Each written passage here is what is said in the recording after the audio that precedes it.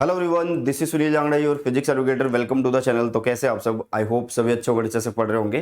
तो इस वीडियो के अंदर हम करने वाले हैं motion in a straight line chapter जो है क्लास 11 फिजिक्स का, उसकी शुरुआत।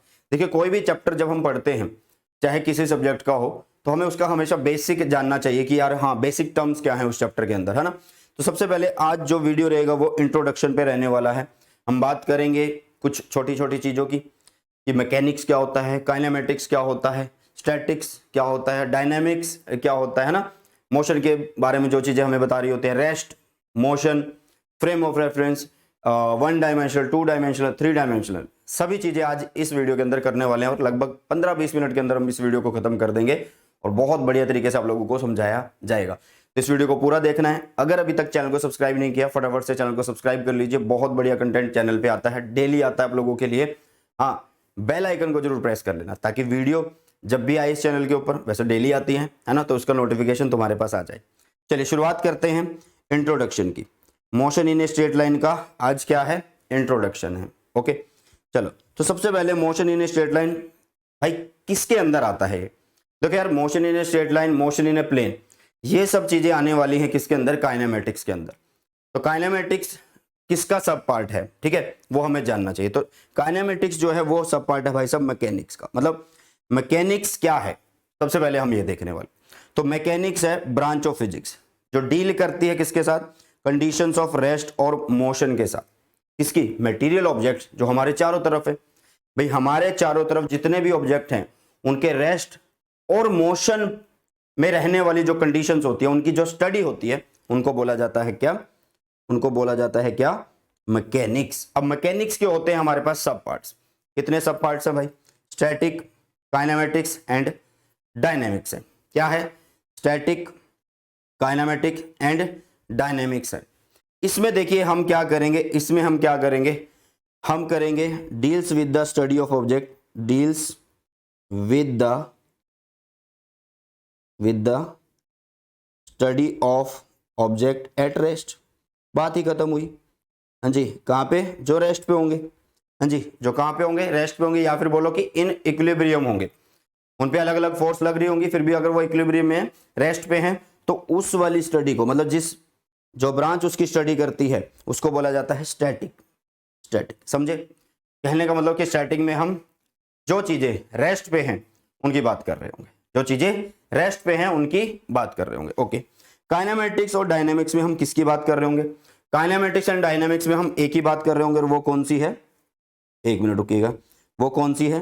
वो है हमारे पास मोशन की। वो है हमारे पास मोशन की। इसमें भी मोशन देखेंगे और इसमें भी मोशन देखने वाले हैं। ठीक है, सुनो ध्यान से।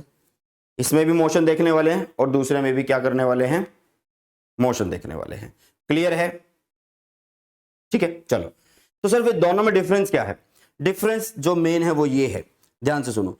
यहां पे जो मोशन हम पढ़ेंगे, ध्यान से सुनिए कि काइनेमेटिक्स क्या है? ब्रांच ऑफ किसकी है? अब ये मैकेनिक्स है। अब फिजिक्स की नहीं बोलेंगे क्योंकि फिजिक्स की ब्रांच मैकेनिक्स है। ठीक है, जो रेस्ट और मोशन के बारे में बात करेगी। अब फर्दर उसके सब पार्ट हो चुके हैं, तो ये जो ब्रांचेस हम पढ़ रहे हैं जितनी भी, ये सारी की सारी जितनी भी ब्रांचेस हम पढ़ रहे हैं, ये मैकेनिक्स का पार्ट हुआ, है ना। तो काइनेमेटिक्स क्या है भाई? इसके अंदर हम ऑब्जेक्ट के मोशन के बारे में बात करेंगे, लेकिन लेकिन लेकिन लेकिन without considering considering considering cause of motion. Cause of motion, ठीक है, मतलब मोशन कैसे हुआ है, कॉज ऑफ मोशन क्या है, उसको हम नहीं देखेंगे, जस्ट मोशन के बारे में बात करेंगे, वो होगी काइनेमेटिक्स। और डायनेमिक्स में क्या होगा? हम मोशन के बारे में बात करेंगे और यहां पे क्या करेंगे? कंसीडर करेंगे। कंसीडर करेंगे भाई, जो कॉज होंगे वो भी कंसीडर करेंगे। Considering cause of motion, cause of motion. तो भाई मेरी आदत है थोड़ा पॉइंट्स में पढ़ाने की, ठीक है, थोड़ा पॉइंट्स में आप लोगों को पढ़ाने की। समझ आया? मैकेनिक्स समझ में आया, स्टैटिक, काइनेमेटिक्स और डायनेमिक्स। नेक्स्ट पढ़ते हैं। नेक्स्ट क्या है? रेस्ट पढ़ रहे होंगे, या फिर मैं बोलूँ कि हम मोशन भी देख रहे होंगे साथ में, है ना। रेस्ट क्या होता है भाई? मान लो कोई टेबल है, टेबल के ऊपर एक बुक पड़ी है, तुम सुबह के 9 बजे उसको देख के गए, भाई वो वहीं पे है। शाम के 7 बजे तुम देख रहे हो उसको, वो वहीं पड़ी है। तो इसका मतलब क्या है?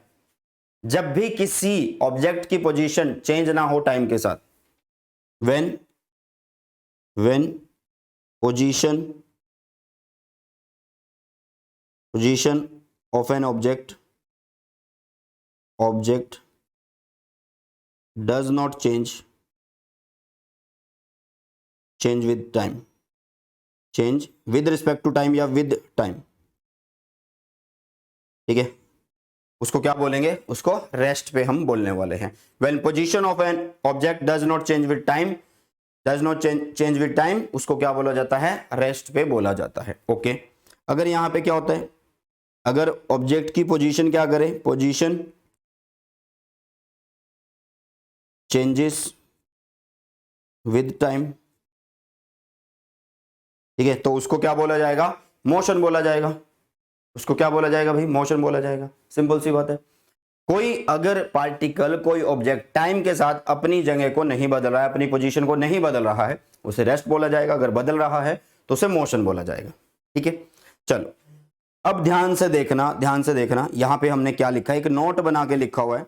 इस नोट को आपने भी ध्यान से समझना है। क्या है ये, absolute rest and motion are unknown.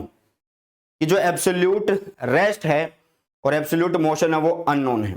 इसका मतलब क्या है, कहने का मतलब, अगर कोई तुम्हें ये बोले कि भाई साहब हम ट्रेन में बैठे थे और ट्रेन में जो बंदा हमारे साथ बैठा है, मान लो तुम ट्रेन में बैठे हो या हम बहुत सारे ट्रेन में बैठे हैं, तो साथ में जो तुम्हारे पैसेंजर बैठा हुआ है, जो बंदा बैठा हुआ है, तो तुम और वो रेस्ट पे हो। लेकिन यार वो तब रेस्ट पे ना जब तुम उसको देख पा रहे हो कि हाँ यार तुम उसके साइड में बगल में बैठे हो और उसको देख रहे हो, हाँ भाई रेस्ट पे है।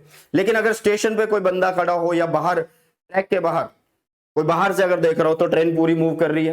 ट्रेन क्या कर रही है, पूरी मूव कर रही है भाई साहब, है ना, चल रही है ट्रेन, रेलगाड़ी जा रही है भाई, जा रही है ना। तो उसके अंदर सारे के सारे जितने भी बंदे हैं, जितने भी पैसेंजर हैं, वो सब बाहर वाले को कैसे लगेंगे, मूव करते हुए।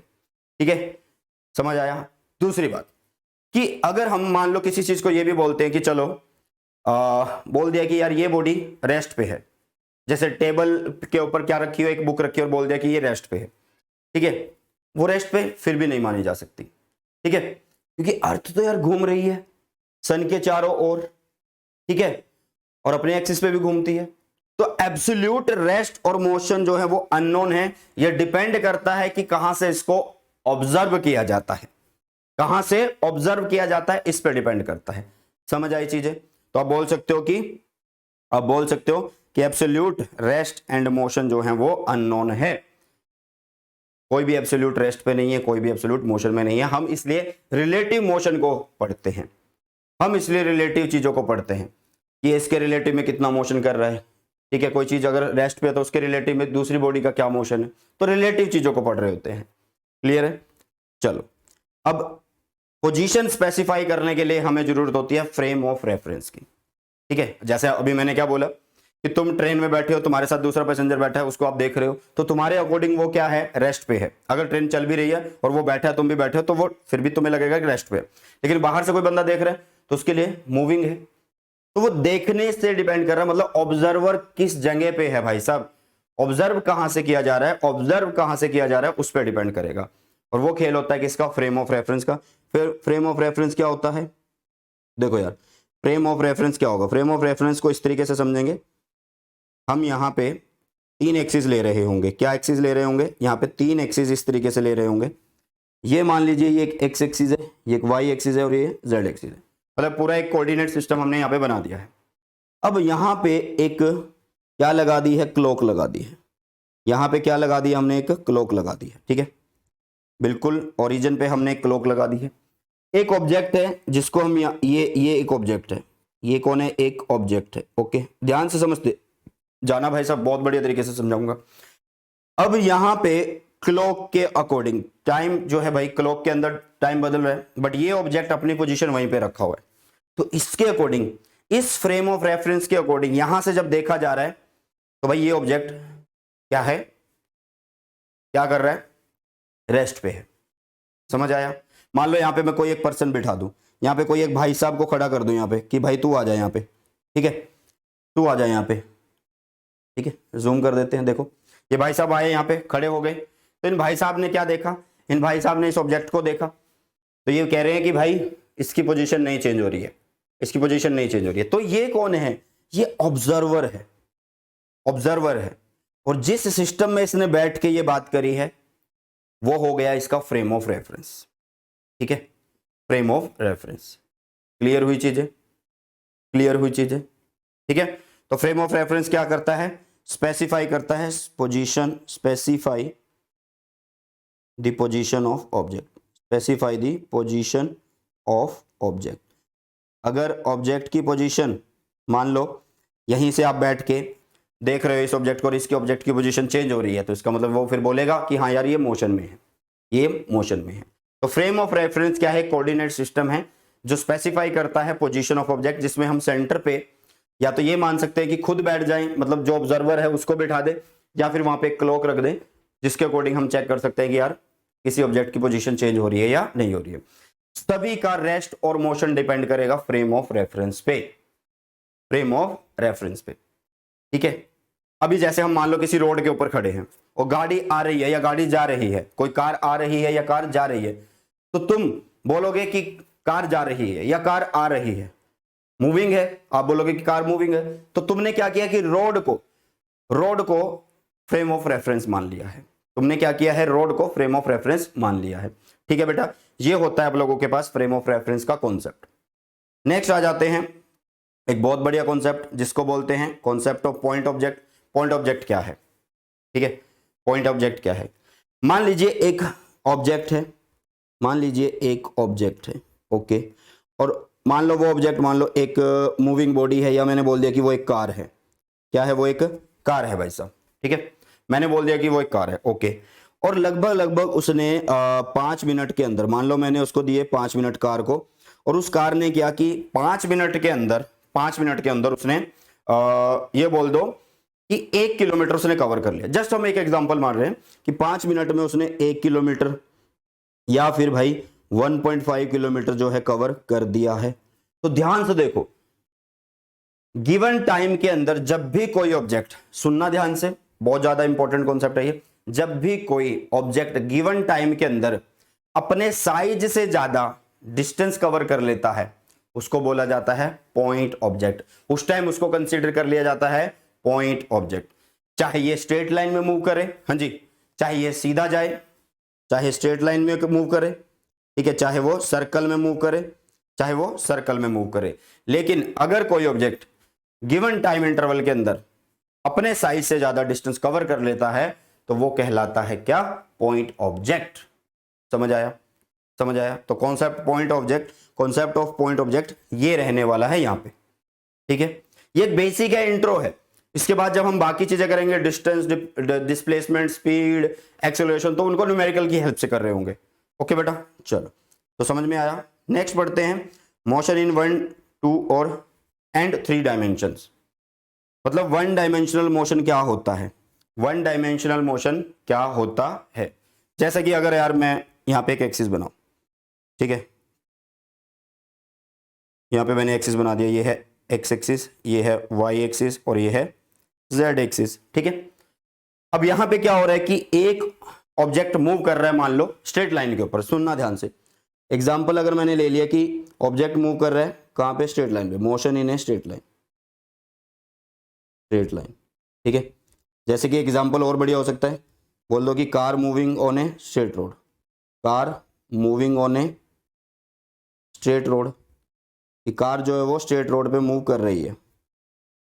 ठीक है, तो यहां पे देखो वो मोशन, ध्यान से सुनना कि भाई वो मोशन, देखो कई बच्चों को टेंशन ये रहेगी कि सर इसकी डेफिनेशन कहां से लिखे। भाई नोट्स दे दिए जाएंगे आप लोगों को, लेकिन 15-20 मिनट के अंदर अगर कॉन्सेप्ट पूरा करना है तो हमें चीजों को समझना होगा लिखने के बजाय। ठीक है, तो समझो, वो मोशन जिसके अंदर किसी भी ऑब्जेक्ट की पोजीशन को स्पेसिफाई करने के लिए, ध्यान से सुनो, मैं बार बार बोल रहा हूं, वो मोशन जिसके अंदर किसी भी ऑब्जेक्ट की, मैंने पहले शायद से सब्जेक्ट बोल दिया होगा बट उसको ऑब्जेक्ट मानना, किसी भी ऑब्जेक्ट की पोजीशन को स्पेसिफाई करने के लिए अगर सिर्फ एक, तीनों में से कोई एक, एक्स वाई जेड, किसी में से अगर एक एक्सिस की जरूरत पड़ रही है भाई साहब, किसी में से भी अगर एक एक्सिस की जरूरत पड़ रही है तो वो कहलाएगा, जरूरत नहीं पड़ रही, या फिर बोलो कि सिर्फ एक एक्सिस काफी है पोजीशन को स्पेसिफाई करने के लिए, सिर्फ एक एक्सिस काफी है पोजीशन को स्पेसिफाई करने के लिए, तो उसको बोला जाएगा क्या? 1 डायमेंशनल मोशन। ठीक है, मान लो कोई चीज ऊपर से आप नीचे फेंक रहे हो, तो ये भी क्या है भाई साहब, वन डायमेंशनल मोशन है। सिर्फ एक एक्सिस की जरूरत है हमें। टाइम के साथ क्या हो रहा है, टाइम देखो चलता जा रहा है, उसके अकॉर्डिंग पोजीशन अब यहाँ पे है, अब यहाँ पे, अब यहाँ पे, अब यहाँ पे है। तो इसका मतलब क्या हो रहा है भाई, मोशन वन डायमेंशनल है। अगर मान लो यहां पे आ जाते हैं, टू डायमेंशनल मोशन की अगर हम बात करते हैं, टू डायमेंशनल मोशन की अगर बात करते हैं, मान लो कोई बॉडी ऐसे है कि सर्कल में घूम रही है, कोई बॉडी है किस में मूव कर रही है, सर्कुलर मोशन है। ये क्या है, सर्कुलर मोशन, सर्कुलर मोशन, ठीक है। तो भाई इस सर्कुलर मोशन को बताने के लिए हमें कितने एक्सिस की जरूरत पड़ेगी, दो एक्सिस की जरूरत पड़ेगी। किसी भी मोशन में, मोशन किसका, ऑब्जेक्ट का, ठीक है। किसी भी ऑब्जेक्ट का मोशन मतलब उसकी पोजीशन को अगर हम स्पेसिफाई करें using two coordinate, any two, वो एक्स वाई भी हो सकता है, वाई जेड भी हो सकता है, या जेड एक्स भी हो सकता है, तीनों में से दो को यूज करना, वो होगा आपका two dimensional motion. Two dimensional motion, circular motion बहुत बढ़िया एग्जांपल है इसका, ठीक है। चलो भाई थ्री डायमेंशनल, भाई पतंग उड़ाई होगी, है ना, काइट फ्लाइंग, तो ये सबसे बढ़िया एग्जांपल है किसका, थ्री डायमेंशनल मोशन का। इसमें तीनों एक्सिस की जरूरत पड़ती है, एक्स वाई एंड जेड, इसमें तीनों एक्सिस की जरूरत पड़ती है। भाई एक्स एक्सिस से कितना है, वाई एक्सिस से कितना है, जेड एक्सिस से कितना है, मतलब पूरा 3D में अगर हमें पोजीशन स्पेसिफाई करनी है उस मूविंग ऑब्जेक्ट की या उड़ते हुए ऑब्जेक्ट की, तो वो कहलाएगा थ्री डायमेंशनल मोशन, ठीक है बेटा। तो ये कुछ बेसिक था, ठीक है, जिसको हमने समझा है, ठीक है। और अगर आप लोगों को कोई भी प्रॉब्लम है, अगर आप चाहते हो कि सर इस टाइप से पढ़ाना शुरू कर दो या इन टॉपिक्स पे वीडियो बनाए, तो उन टॉपिक्स को आप कमेंट सेक्शन में बता सकते हैं, ठीक है। वीडियोस आप लोगों के लिए डेली आती हैं, ओके, और इसी तरीके से आती रहेंगी। तो इसी के साथ इस वीडियो सेशन को करते हैं समाप्त एंड मिलते हैं जल्दी से नए सेशन में। सो बाय, टेक केयर, जय हिंद, वंदे मातरम।